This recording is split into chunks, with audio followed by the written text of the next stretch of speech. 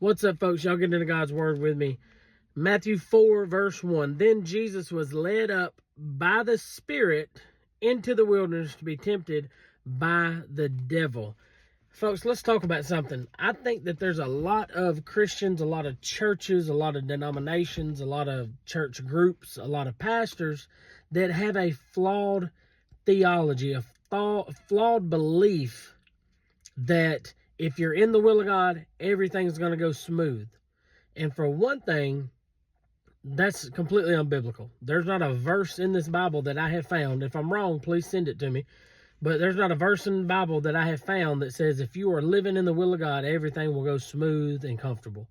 Okay?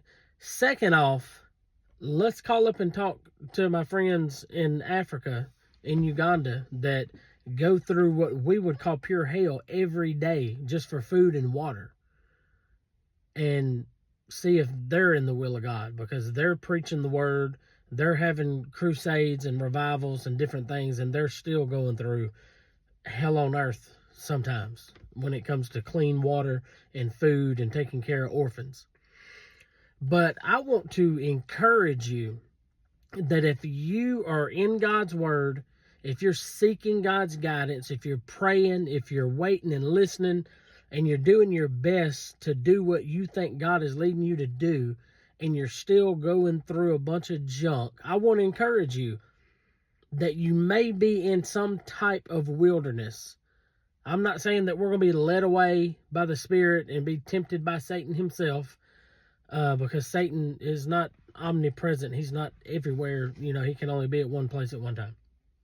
But we may be going through some stuff because God's trying to teach us something. I think God allows certain things to go on to teach us things, to get us ready for what He wants to do in our life.